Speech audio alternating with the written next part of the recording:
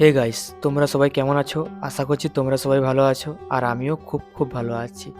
সকালে একটা প্ল্যান করেছিলাম হলদিয়া যাওয়ার জন্য। সকালের প্ল্যানটা ক্যান্সেল হয়ে যায়।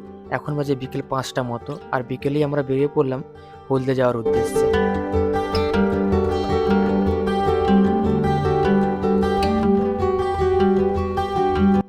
আর নরঘাট ব্রিজের ওপর দিয়ে যেতে যেতে তোমাদেরকে নদীর ভিউটাও দেখিয়ে দিলাম। আর আমাদের বাইকের স্পিড একটু যথেষ্ট বেশিই ছিল, তার কারণ হচ্ছে গাইস আমাদেরকে 40 কিলোমিটার যেতে হবে। তো যে কারণে সন্ধ্যাও হয়ে গেছে, তো সেই কারণে আমরা একটু স্পিডেই গেছিলাম। আর তারপরে আমরা চলে আসি পেট্রোল পাম্পে, কারণ আমাদের বাইকের ভীষণ খিদে পেয়ে গেছিলো। তো ওকেও খাওয়াতে হবে। আমরা যেমন না খেয়ে থাকতে পারি না, ওকেও তো খাওয়াতে হবে, নাহলে ও থাকতে পারবে না। আরে ভাই দাঁড়া, আমাকে তো নামতে দে। কী সব কাণ্ড! এই দেখো আমাদের বাইক এখন খাচ্ছে। চল ভাই তাড়াতাড়ি খাও, অনেকটা যেতে হবে। আর এই দেখো ফোন পে করছে এখন। ভাই লেট হয়ে গেল, তাড়াতাড়ি কর।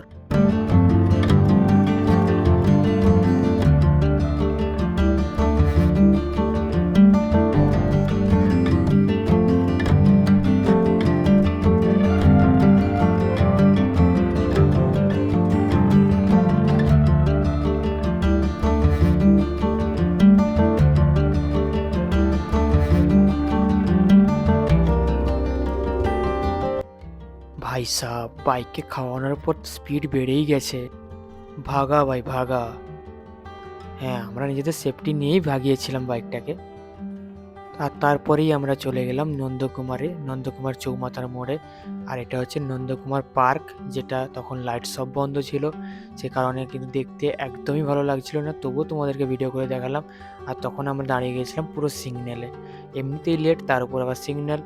যাই হোক, সব কিছু মেনটেন করে তারপরে আবার এগোতে থাকলাম।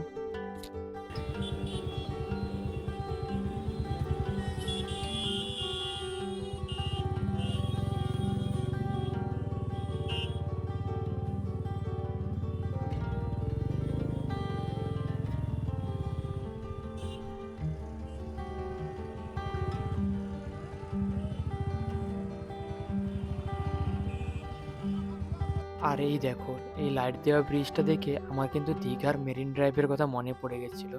মেরিন ড্রাইভের যে লাইট দেওয়া ব্রিজটা রয়েছে পুরো সেম টু সেম সেই রকম। যাই হোক, এর ফিল নিতে নিতে কিন্তু আমরা এগোতে থাকলাম।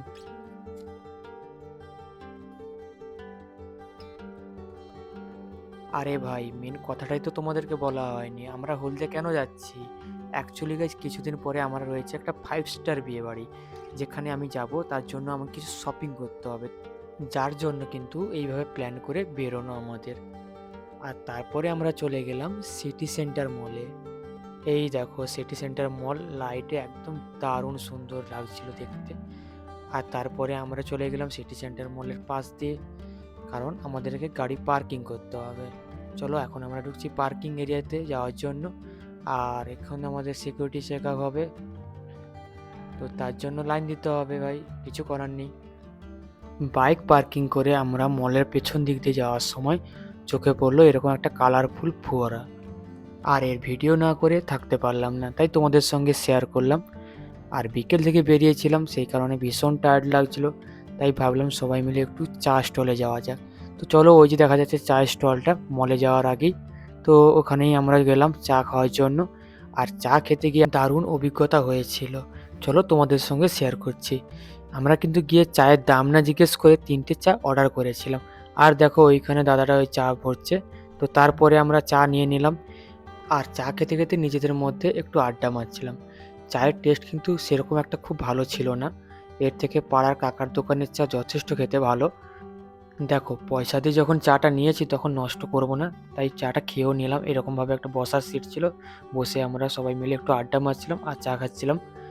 চায়ের পয়সা দিতে গিয়ে তো চক্ষু চড়ক গাছ। ভাই একটা চায়ের দাম 50 টাকা। তোমাদেরকে রেকমেন্ড করো, তোমরা কি এখানে এলে একদম এখান থেকে চা খেও না।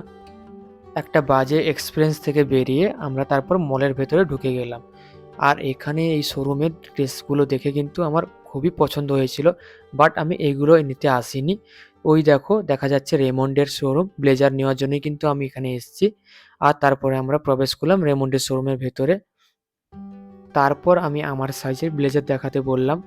তো অনেকগুলো ব্লেজার দেখলাম, দেখার পরে ফাইনালি একটা ব্লেজার আমার পছন্দ হয়েছিল। আর তারপরেই আমরা ব্লেজার নিয়ে ওখান থেকে বেরিয়ে আসি। আর ব্লেজারের দাম দেখেই তো চক্ষু চড়ক গাছ।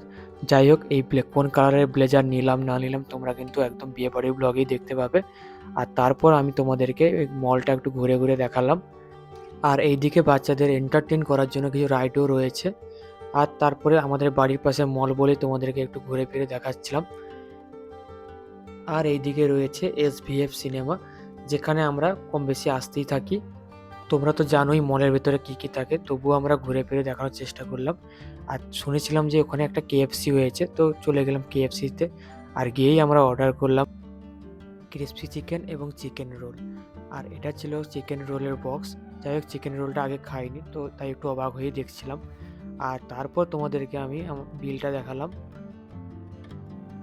বাড়ি ফেরার তাড়া ছিল, সেই জন্য ঝটপট করে খেয়ে নিলাম।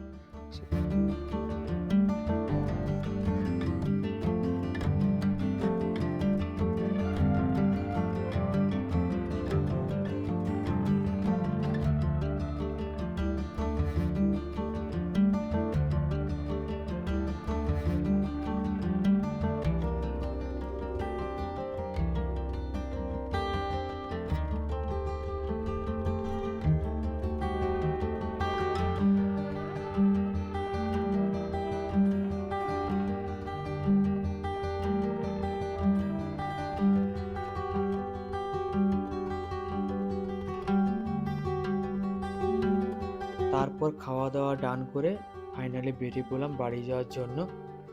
চলো, ভিডিওটি ভালো লাগলে অবশ্যই তোমরা like, comment, share and subscribe করে দিও। আর পাশে থাকা বেল আইকনটি অবশ্যই প্রেস করে দিও ইনস্ট্যান্ট নোটিফিকেশান সবার আগে পাওয়ার জন্য। সবাইকে টাটা।